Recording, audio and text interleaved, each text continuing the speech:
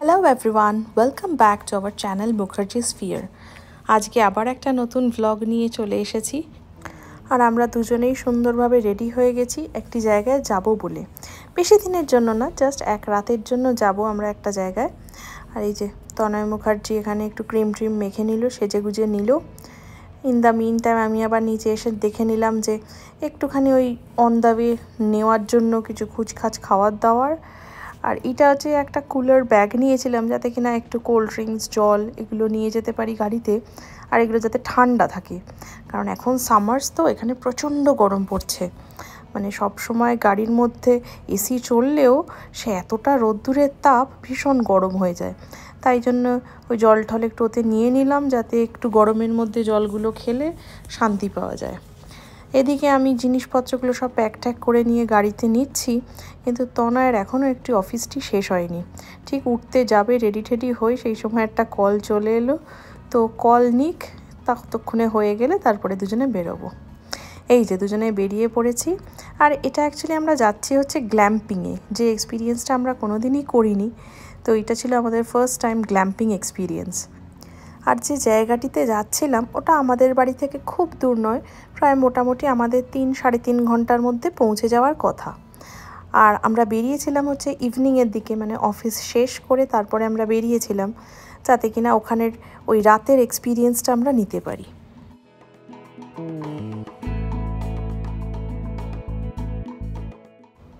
1-1.5 ঘন্টা পথ চলে আসার পরেই আমাদের একটু খিদে পেলো, তাই on the way drive through থেকে একটু বার্গার নিয়ে নিলাম।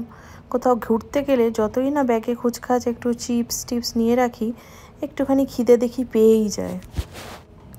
আর আমাদের জন্য তো এই ফার্স্ট টাইম ছিল গ্ল্যাম্পিংয়ের এক্সপিরিয়েন্স, মানে ওই খেটে খুঁটে ক্যাম্প খাটানোর মতো আমাদের দুজনেরই কারণ হয়ে ওঠে না, বা ওই জিনিসপত্রগুলোও সব কেনা নেই। তো ভাবলাম অ্যাটলিস্ট সেটার হাফ ফিলিং পাবো, তাই জন্য এই গ্ল্যাম্পিংয়ের এক্সপিরিয়েন্স নিতে চলে এসেছি। আর এই যেই জায়গাটা এসছি, জায়গাটার নাম হচ্ছে টোরি। বলতে বলতে পৌঁছেও গেছি। এই যে এইটি হচ্ছে আমাদের হোটেল, মানে এটা প্রপার হোটেলই। তো এই যে সামনে দেখা যাচ্ছে ওইগুলো কিছু রুমস ছিল। আর আমরা আপাতত এসেই আগে ফার্স্ট কাজ হচ্ছে আমাদের গাড়িটি চার্জ দেওয়া। তো প্রথমেই এই হোটেলটার খোঁজ নিয়ে রেখেছিলাম যে আমরা চার্জ পয়েন্ট কি ওখানে আছে, তো ওরা বলেছিল ওদের পার্কিংয়েই আছে। তো আমরা ফার্স্টেই গিয়ে গাড়িটা একদম চার্জ দিয়ে নিলাম। তারপর এবার ভেতরে ঢুকে একটু রিসেপশনে ফর্মালিটিসগুলোই তনয় গেল ওদিকে, জাস্ট রুম কিজ বাগেরা নেবে।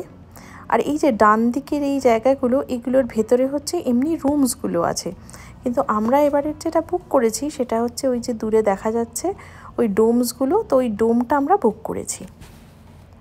আর একদম ডোমগুলোর সামনে থেকেই আমাদের ভিউ হচ্ছে এই বিউটিফুল ন্যাশনাল পার্কের ভিউটা। আর তার উপর ডোমগুলোর সামনেও খুব সুন্দর করে এরকম বনফায়ার টাইপের করে দিয়ে রেখেছে। আর ওদিকে তনয় রুমের চাবিটাও পেয়ে গেছে। চলুন আপনাদেরকেও দেখাই, এবং আমিও দেখি ফার্স্ট টাইম এই রুমগুলোর ভেতরে কি কি অ্যামেনিটিস থাকে, কীরম দেওয়া থাকে।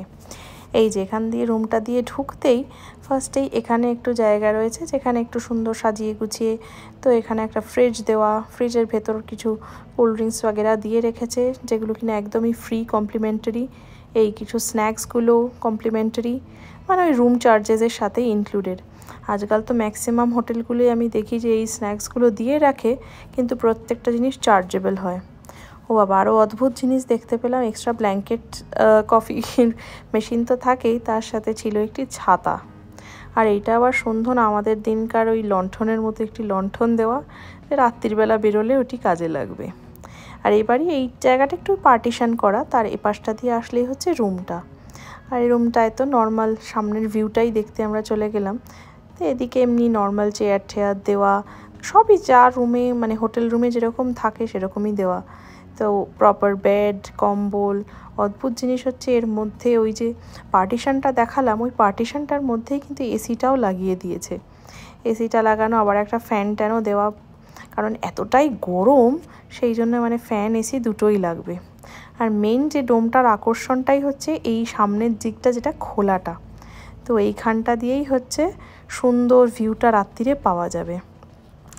আর ওই যে দূরে দেখছেন রুম থেকে, মানে জাস্ট ডোম থেকে বেরোলেই ওই যে রং বেরঙের ওগুলো দেখা যাচ্ছিল, ওই দিকটাই হচ্ছে ডোমগুলো রেস্টরুমগুলো। মানে প্রত্যেকটা ডোমের ওখানে সেপারেট রেস্টরুম আছে। তো আমাদের যে অ্যাক্সেস কার্ড দিয়েছে সেইটা দিয়েই আমরা ওই ওয়াশরুমটা অ্যাক্সেস করতে পারবো। এই যে ওয়াশরুমটার ভেতরটাও দেখিয়ে দিই, সবই দেওয়া আছে। মানে এটাই হচ্ছে সুবিধা, মানে গ্ল্যাম্পিংয়ে গেলে আপনাকে নিজেকে কোনো হেডেক নিতে হবে না, বাট সবই আপনি পেয়ে যাবেন। আর এই যে পরপর এই যে ওয়াশরুমসগুলো রয়েছে, তো এই এক একটা ডোমের জন্য এক একটা রেস্টরুম। আর এদের আবার খুব সুন্দর একটি ডেক আছে, বললো সে ডেকটা নাকি রাত্রিবেলা মানে 24/7 আপনার জন্য খোলা, যেহেতু আপনারা হোটেলে থাকছেন। তো ওই ডেকটা থেকে এইটা হচ্ছে অপূর্ব ভিউ। পুরো ডেকটা এখানটা আর্টিফিশিয়াল টার্ফ দিয়ে সাজানো, আর এখানেও সুন্দর চেয়ার টেবিল রয়েছে, সেগুলোতে আপনি আরামসে শুয়ে রাত্রিবেলা চারিদিকটা যখন ঘুটঘুটে অন্ধকার হবে সেইটা দেখার আলাদাই মজা। আমরা আবার একটু টুক করে বেরিয়েছিলাম যে কিছু একটা ডিনার নিয়ে চলে আসব, কারণ কি এগুলো তো এখানে তাড়াতাড়ি বন্ধ হয়ে যায়, তাই খেয়ে দিয়ে নেব। রাত্রিবেলা তো এমনি আমরা খেয়ে দিয়ে রাত্রিরে অনেকক্ষণ এই বাইরেটা বসেছিলাম, ওই আকাশটা দেখছিলাম, তারারা খুব ভালো এখান থেকে ভিউ পেলাম, কারণ চারিদিকটা ঘুটঘুটে অন্ধকার, তার মধ্যে ভিউটা অপূর্ব ছিল।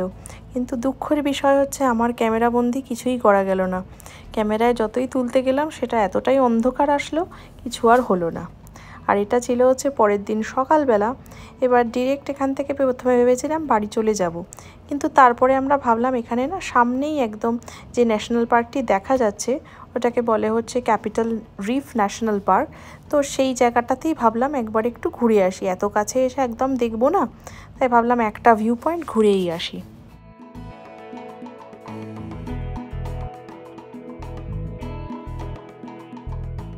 এখানে তো যে কোনো ন্যাশনাল পার্কেই গেলে কোনো একটা ভিউ পয়েন্ট যেতে হাঁটতে তো হবেই। এই যে আমরা ফার্স্ট একটাই দেখব বলে এসছি, এই হিকম্যান ব্রিজ বলে একটা, সব থেকে কম দেখলাম এটার হাইক 1 মাইল মতো। কিন্তু মানে হাইকটায় যত না প্রবলেম ততটা হচ্ছে গরমটা। আমরা যেই টাইমটায় গেছিলাম প্রায় তখন 1টা-1.5টা বাজে, মানে মাথার উপর মনে হচ্ছিল সূর্য যেন ওই সেই অ্যাডভার্টাইজমেন্টে যেরকম দেখায় স্ট্র দিয়ে পুরো এনার্জি নিয়ে নিচ্ছে, আমাদের হয়েছিল সেই। কিন্তু যাই হোক, ভাবলাম এত দূর এসে যাই একটু কষ্ট করে, কিছু কিছু লোক তো দেখছি যাচ্ছে, তো আমরা একটু জল ঠল সঙ্গে নিয়ে, জল গ্যাটোরেট সব নিয়ে, আমি আবার একটা টুপি পরে নিজেকে বাঁচাচ্ছিলাম, তনয় বললো ছাতা নিয়েই যাই, অন্তত কিছু হলেও শেডে একটু দাঁড়াতে পারবো।